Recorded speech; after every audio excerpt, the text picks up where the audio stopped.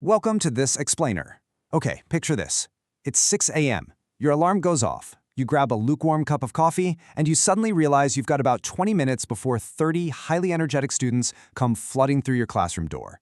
If you're an educator, you already know your job is one of the most fundamentally important in the world. But let's be real, it's also a relentless daily marathon. Today, we're setting the stage for a highly practical, actionable guide. We're here to validate your lived experiences and actually support your emotional well-being. We're going to dive deep into how you can protect your mental energy, maintain a healthy balance, and keep yourself focused, motivated, and emotionally ready for whatever that classroom throws at you. Now, this quote hits the nail on the head. Teaching is incredibly rewarding, but it can be profoundly taxing. Think about the immense pressure you face every single day. You aren't just teaching a subject, right? You're constantly balancing complex lesson design, managing completely unpredictable classroom behavior, and responding to a massive diversity of student needs. And then, there's the paperwork. We all know that feeling of just drowning in it. It's that utter dread of taking a huge stack of grading home on a Friday afternoon, trying to spend quality time with your family on Saturday, but having that guilt hanging over your head because you know those papers are just waiting for you. When those expectations pile up without enough time for rest, it takes a massive toll on your work performance and your personal well-being.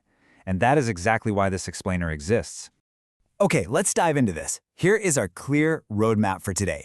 We're covering the reality of teacher stress, common mistakes and triggers, practical daily coping strategies, digital tools to systematize your workflow, and finally, the ripple effect of wellness. Section 1. The reality of teacher stress, where we define the core concepts. Before we go any further, I want to validate something absolutely critical. Stress management is not about magically avoiding all stressful situations. Honestly, classrooms are inherently dynamic and, well, beautifully chaotic environments. Instead, this is about learning how to cope with that inevitable pressure professionally.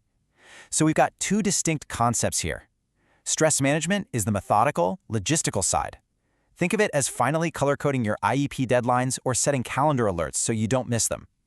Emotional wellness, on the other hand, goes much deeper. This is your ability to understand and respond to your emotions in a healthy way. True wellness doesn't mean forcing yourself to be a beacon of toxic positivity all the time. It means giving yourself grace.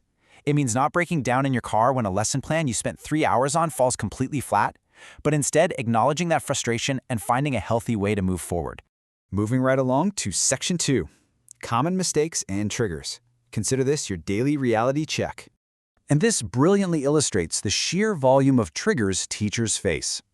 Let's speed up the pace just a little bit here to mirror that creeping feeling of stress when these demands start piling up.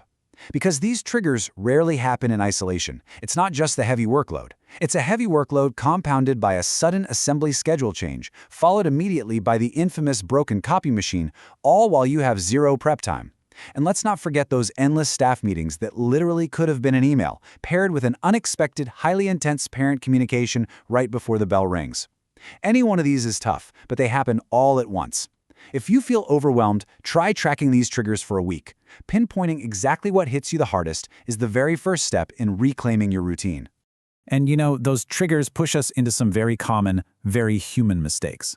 We start working while completely emotionally weary, treating self-care as a luxury rather than a professional necessity. We try to do everything alone. And the biggest trap of all, taking work home every single day. We've all done it. You pack up the heavy tote bag, haul it to your car, bring it inside, and set it by the front door. It sits there all weekend, silently inducing guilt while you try to watch a movie.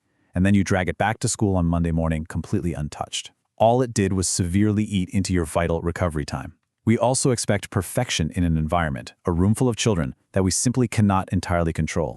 All right, Section 3. Practical daily coping strategies. Let's start building your toolkit. Okay, let's take a collective deep breath and start actively countering that chaos. You cannot do everything at once, so you need a priority matrix that actually makes sense for a school setting. If something is urgent, like a student in an emotional crisis or a major safety issue, obviously complete it as soon as possible. If it's important, like grading major assessments or finalizing next week's unit plan, Purposefully schedule dedicated time for it. Don't just leave it floating on a mental to-do list. If it is delegatable, ask for appropriate support. Maybe trade a duty with a colleague or ask a teaching assistant for help. And if it's low priority, like say perfectly redecorating a hallway bulletin board that honestly no one is looking at anyway, consciously give yourself permission to complete it later or just scrap the idea entirely. Next up, we have short recovery breaks. Now, I am consciously slowing down my delivery right here to physically model what this feels like. Teachers are notorious for living off cold coffee and never, ever taking a bathroom break. But instead of trying to just white-knuckle your way through an exhausting day, take tiny, intentional moments to pause. Step into an empty hallway for 60 seconds. Take a few slow breaths. Drink a glass of actual water. Stretch your shoulders. A 60-second reset can completely change the trajectory of your entire afternoon. These little recovery times, they are your anchor. So what does this all mean for your emotional awareness? Before you react to a challenging circumstance in the classroom, just pause. Ask yourself, what am I feeling right now? And what would actually be the most helpful thing to do next? This tiny, almost imperceptible pause puts a solid wall between the trigger and your reaction. It stops an emotional spark from burning down your entire lesson plan, and it puts you firmly back in the driver's seat. Section 4, Frameworks and Digital Tools. Let's look at systems for long-term sustainability. Let's turn those individual strategies we just talked about into systematic habits. First is a brilliant in-the-moment framework called the STOP method. Imagine a student talks back sharply, right in front of the whole class. Your immediate human instinct is to react loudly and defensively. Instead, use STOP. S, stop, do not answer immediately. T, take a breath, give your nervous system a second to refresh.